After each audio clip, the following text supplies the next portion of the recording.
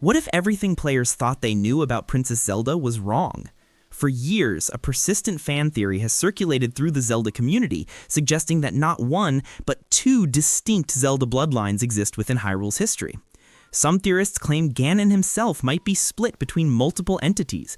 These ideas have sparked countless forum debates, video essays, and heated discussions. But here's the question that matters. Does any of this hold up against what Nintendo has actually canonized? Today we're separating fan fiction from official fact, examining where these theories originated, why they gained traction, and what the actual lore reveals when scrutinized against canonical sources. Before diving into these theories, it's essential to establish what constitutes canon in the Zelda universe. Official sources include the games themselves, Hyrule Historia, published by Nintendo in 2011, Creating a Champion, released alongside Breath of the Wild, the Zelda Encyclopedia, published in 2017, and direct statements from series producers like Eiji Onoma and creator Shigeru Miyamoto.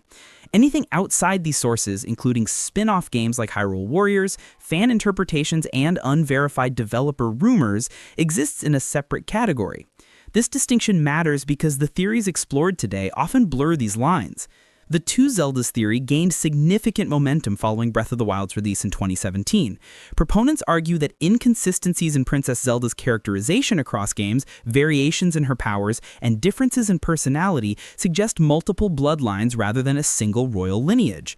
The theory proposes one bloodline tied to Hylia's divine power and another connected to political rulership of Hyrule. Some theorists claim Ganon himself might be split between multiple entities. These ideas have sparked countless forum debates, video essays, and heated discussions. But here's the question that matters. Does any of this hold up against what Nintendo has actually canonized? Today we're separating fan fiction from official fact, examining where these theories originated, why they gained traction, and what the actual lore reveals when scrutinized against canonical sources. Before diving into these theories, it's essential to establish what constitutes canon in the Zelda universe.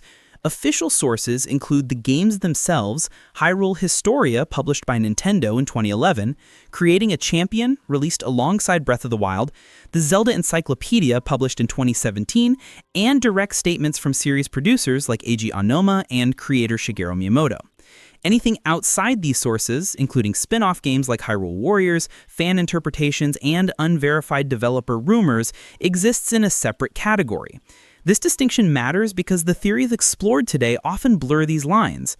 The Two Zeldas theory gained significant momentum following Breath of the Wild's release in 2017.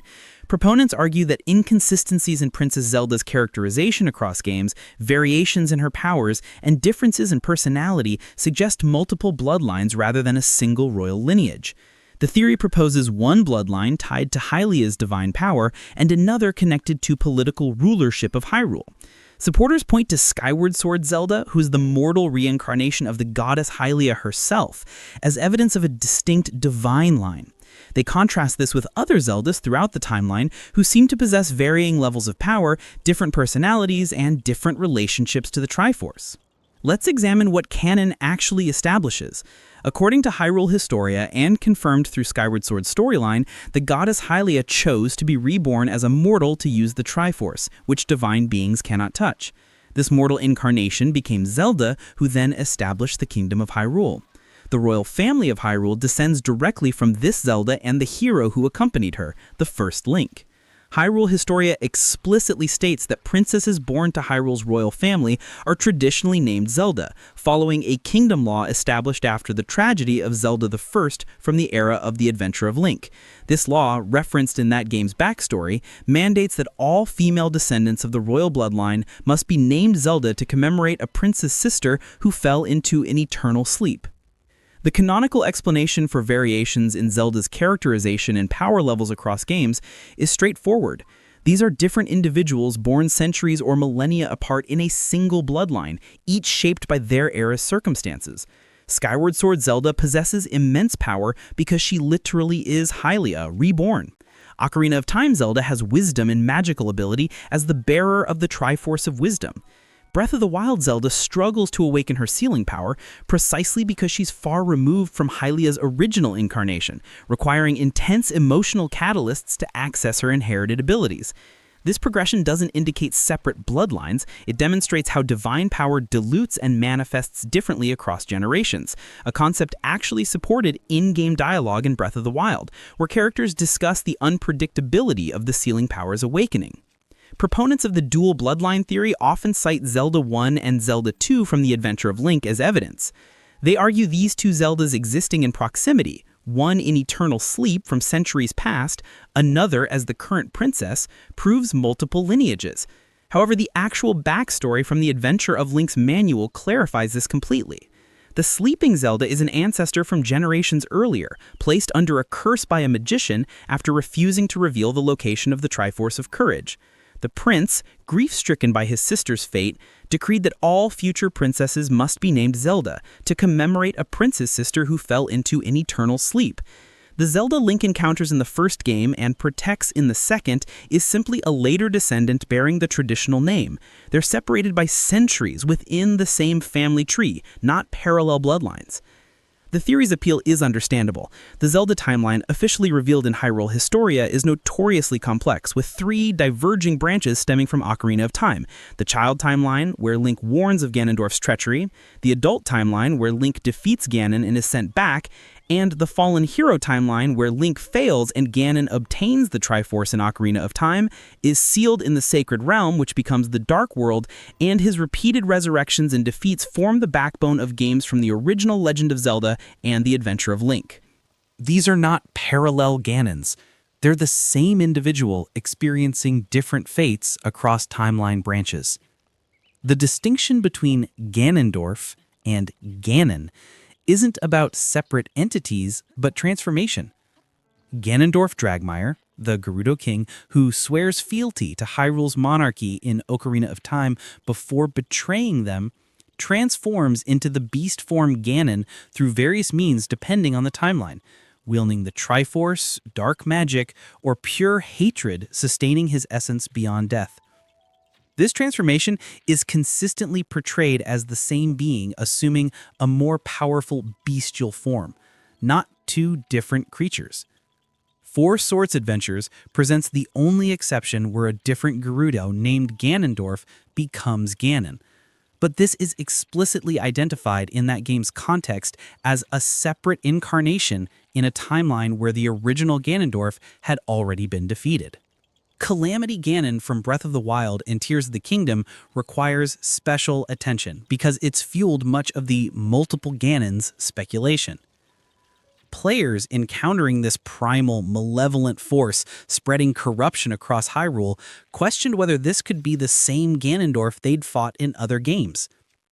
Breath of the Wild's memories and Zelda's diary entries described Calamity Ganon as a primal evil and reference ancient legends, but they don't explicitly connect it to Ganondorf by name. This ambiguity led theorists to propose Calamity Ganon as something different, perhaps a manifestation of Demise's curse independent of Ganondorf, or accumulated malice from multiple timeline convergences. Tears of the Kingdom, released in 2023, definitively resolved this question. The game reveals through its storyline that Calamity Ganon was the result of a specific Ganondorf, the first Ganondorf chronologically, predating even Ocarina of Time's villain, being sealed beneath Hyrule Castle for thousands of years by the ancient King Rauru and Queen Sonia. This Ganondorf's malice and hatred leaked upward over millennia, periodically manifesting as Calamity Ganon approximately every 10,000 years, as referenced in Creating a Champion. The calamity that attacked 100 years before Breath of the Wild's events was this sealed Ganondorf's power breaking through, not a separate entity.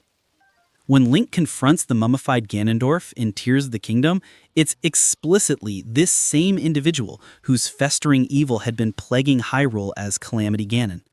One being, one source of evil, manifesting in different forms. So why do these theories persist despite canonical clarification? Part of the answer lies in how Zelda lore is delivered. The series prioritizes gameplay and exploration over exposition. Critical lore details hide in item descriptions, optional dialogue, background murals, and supplemental books rather than mandatory cutscenes. Players can complete entire games without encountering information that would clarify timeline placement or character connections. This creates gaps where fan interpretation flourishes. Additionally, Nintendo's approach to the timeline was deliberately vague until Hyrule Historia's publication. For decades, fans had no official timeline, leading to speculation that became entrenched in community consciousness even after official sources provided answers. The multiple timeline split itself contributes to confusion. Having 3 separate continua means 3 different versions of events, 3 different Hyrules, and 3 different fates for recurring characters. When fans see variations across these timelines, pattern recognition instincts suggest deeper meaning. Why does the Ganon in A Link to the Past seem more bestial than Ocarina of Time's Ganondorf? Why does Wind Waker's Ganondorf show unexpected depth and motivation? The actual answer is that these represent the same individual experiencing different outcomes. One timeline where he obtained ultimate power and was corrupted further. Another timeline where he was sealed away and emerged with different perspective. But it's easier to construct theories about multiple Ganons than to accept that character development and circumstance explain these differences. Another factor is the appeal of grand unifying theories. The idea that 2 Zelda bloodlines exist, each serving different purposes, feels mythologically satisfying. It echoes real-world legends where divine and mortal lines interweave, where chosen champions come from specific lineages, where destiny operates through blood. The Zelda series already traffics in these themes through the Triforce, the Master Sword, and the recurring cycle of hero, princess, and demon king. Extending this into multiple bloodlines seems like a natural evolution of the mythology. But mythology isn't built by conscious design in Zelda's case. It's been constructed across nearly 40 years by different teams, directors, and creative visions. What appears as intentional foreshadowing is often coincidence or retcon. Let's examine specific evidence theorists cite and what it actually demonstrates. Breath of the Wild's ambiguous memories are frequently referenced as proof of timeline manipulation or parallel Zeldas. The game deliberately obscures its timeline placement, with elements suggesting it could follow any of the 3 timeline branches or potentially represent a convergence. However, ambiguity isn't evidence of duality. The development team has stated in interviews that they intentionally made Breath of the Wild's placement flexible to avoid constraining future games. This is a creative decision about franchise flexibility, not a lore revelation about multiple Zeldas existing simultaneously. Tears of the Kingdom further confirms this by establishing that game's Ganondorf as predating the timeline split, simplifying rather than complicating the chronology. Hyrule Warriors' alternate dimensions are also cited, but this misunderstands that game's status. Hyrule Warriors, developed by Koei Tecmo rather than Nintendo's internal teams, is explicitly non-canonical. It's a celebration of the franchise, featuring characters from across the series fighting together, but it exists outside the official timeline. Using Hyrule Warriors as evidence for canonical theories is like using Super Smash Bros. As proof that Link and Mario exist in the same universe. They're fun crossovers, but not lore sources. Age of Calamity, the Breath of the Wild specific Warriors game, complicates this slightly by featuring time travel and alternate timelines within its story, but Nintendo and Koei Tecmo have clarified it represents an alternate timeline to Breath of the Wild, not mainline canon. So, what about developer interviews and obscure lore entries that theorists claim support dual bloodlines? This is where verification becomes critical. When examining these claims, most reference vague statements taken out of context or mistranslations from Japanese sources. For example, some theories cite Eiji Ayanuma's comments about wanting each Zelda to feel unique as evidence they're from different bloodlines. But Ayanuma's actual statements, when read fully, discuss design philosophy, making each game's princess feel like a complete character rather than a placeholder, not lore implications about genetic lineage. Similarly, references to the blood of the goddess appearing in multiple games are sometimes interpreted as proof of separate divine and mortal lines, when the phrase actually refers to the single bloodline descended from Hylia that runs through all Hyrule princesses. The Triforce's role factors heavily into these discussions. Some theories suggest that true Zeldas always possess the Triforce of Wisdom, while false or political Zeldas don't, creating a distinction. But canonical sources show the Triforce of Wisdom's possession varies by circumstance, not bloodline. In Ocarina of Time, Zelda holds wisdom because the Triforce split when Ganondorf touched it with an unbalanced heart. In other games, the complete Triforce exists intact, possessed by the royal family collectively, or hidden away. In The Wind Waker, the Triforce pieces are scattered and must be reassembled. The Triforce responds to events and character qualities, not bloodline purity. Zelda possesses wisdom in most appearances because she embodies that quality, not because her genetics grant automatic access. Examining personality differences across Zeldas reveals not evidence of separate bloodlines, but thoughtful character writing. Skyward Sword Zelda is warm, musical, and initially unaware of her divine nature, appropriate for a coming-of-age story about a goddess learning her identity. Ocarina of Time's Zelda is wise beyond her years, haunted by prophetic dreams and willing to make terrible sacrifices, fitting for someone who witnesses Ganondorf's betrayal as a child and lives 7 years in a destroyed world. Breath of the Wild Zelda is scholarly, plagued by self-doubt, and resentful of divine expectation, perfect for a story about the weight of legacy and finding inner strength. These aren't different bloodlines. They're well-developed characters shaped by their respective narratives. The concept of Demise's curse from Skyward Sword deserves specific attention because it's fundamental to understanding the series' cycle of conflict. At the conclusion of Skyward Sword, the Demon King Demise, defeated and imprisoned, utters a curse: "An incarnation of my hatred shall ever follow your kind, dooming them to wander a blood-drenched sea of darkness for all time." This curse establishes that an incarnation of hatred will continuously threaten Link's descendants and Zelda's bloodline. Note the language: an incarnation, singular, not multiple simultaneous incarnations. This curse manifests as Ganondorf in most timelines, but also as other antagonists like Malladus in Spirit Tracks or Vati in the Minish Cap. It's a curse of eternal recurrence, not parallel existences. Some theorists argue that incarnation could mean multiple entities can exist at once, across timelines. And technically, after Ocarina of Time split, different versions of Ganon do exist in different timelines simultaneously from a meta perspective. But within each timeline, characters experience linear time. The child timeline's inhabitants aren't aware of the adult timeline's events and vice versa. From any individual's perspective within the story, there's only one Ganon threatening their world. The timeline split creates parallel universes in a narrative sense, but this isn't the same as claiming two Ganons exist within a single continuity, which is what the theory actually proposes. Let's address why accuracy matters in discussing these theories. The Zelda community is passionate and creative, producing incredible fan content from artwork to music to written fiction. Fan theories are part of this creativity and should be celebrated as such. But there's a meaningful difference between saying, here's an interesting interpretation that could explain these elements, versus here's what the lore actually reveals. When theories are presented as fact or as equivalent to canonical sources, it muddies understanding for newcomers and creates false expectations for future games.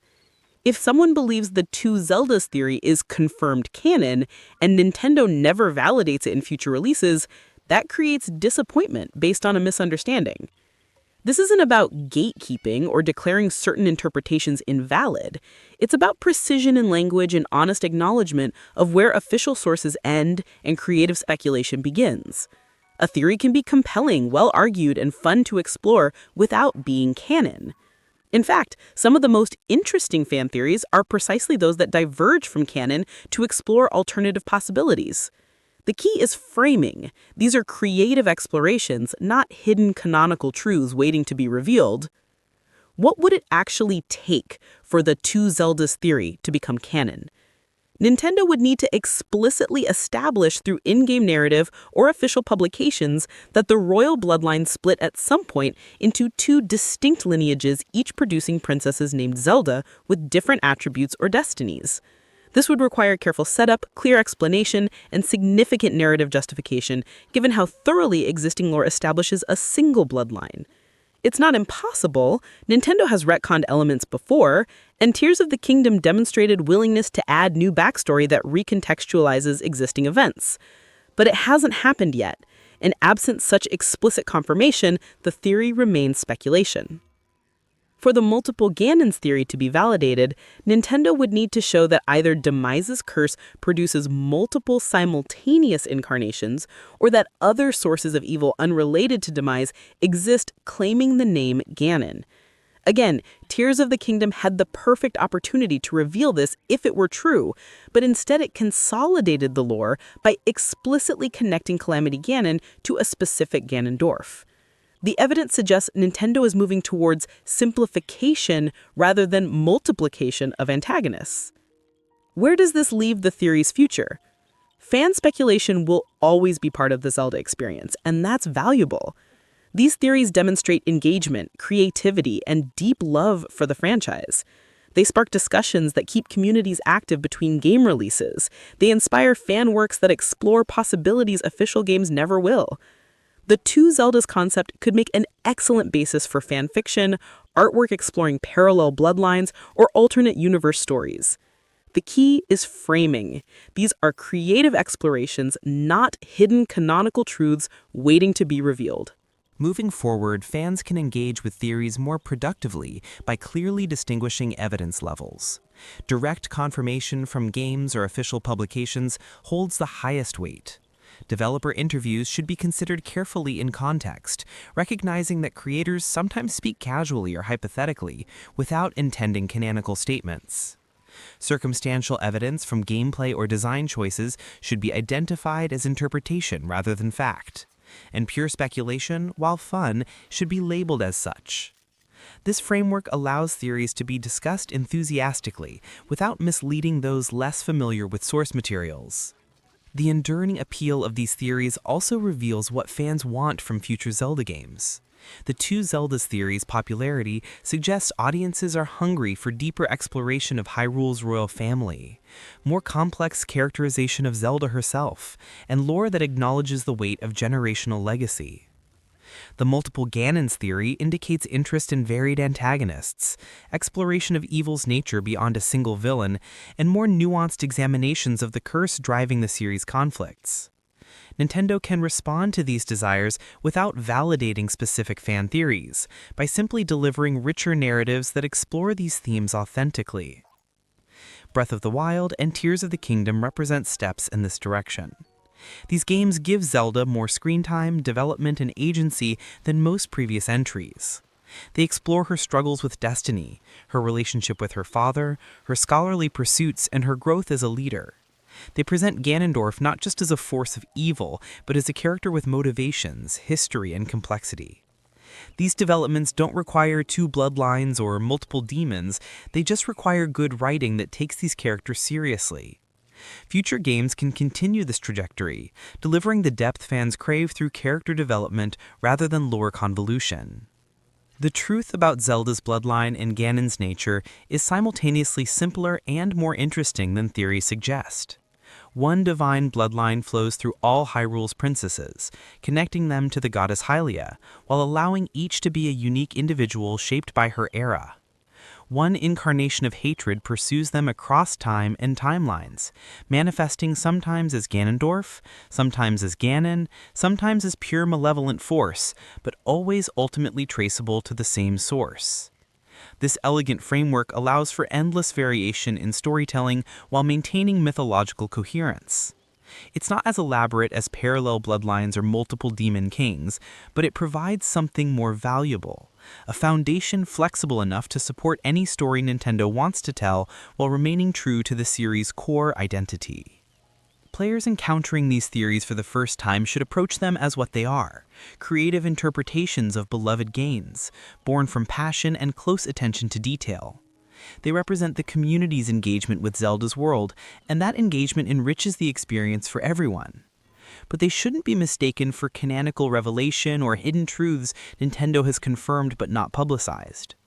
The actual lore, drawn from official sources and verified through careful research, provides its own fascinations, without requiring elaboration through unsupported theories. As the Zelda series continues evolving, with new games releasing and past entries being re-examined, the line between fan speculation and canon will remain important to maintain. Theories will always emerge. That's the mark of a rich, engaging fictional universe. The responsibility falls on content creators, community leaders, and passionate fans to present these ideas honestly, distinguishing between "this is what I think could be true" and "this is what the game confirms." That honesty respects the creators who built this world and the audience trying to understand it.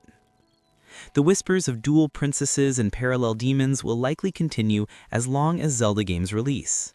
They'll evolve with each new entry, finding new details to incorporate and new angles to explore. And that's perfectly fine. These theories harm nothing as long as they're presented transparently.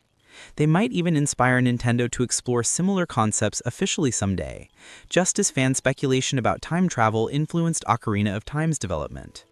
The relationship between creators and community is always a dialogue, with ideas flowing both directions. What matters most is that discussions about Zelda lore, whether focused on established canon or creative speculation, come from a place of love for these games and respect for the experiences they provide. The Legend of Zelda has endured for nearly 34 decades because it invites players into a world of mystery, adventure, and heroism that feels both epic and intimate. Whether someone believes in two Zeldas or accepts the canonical single bloodline, whether they think multiple Ganons exist or understand the unified incarnation of hatred, they're engaging with a franchise that has shaped gaming history and touched millions of lives. That shared passion is what truly matters, far beyond any individual theory's validity. The truth about Zelda's history isn't forgotten. It's documented in games, books, and official sources available to anyone willing to look. The truth about two Zeldas and Ganon is that canonical sources don't support these specific theories as currently formulated, but the theories themselves reveal what the community values about this franchise. And perhaps that's the most important truth of all. That these games inspire such deep thought, such creative interpretation, such lasting devotion that fans continue exploring every possibility decades after the first adventure began. That legacy will endure regardless of which theories prove true and which remain beautiful speculation.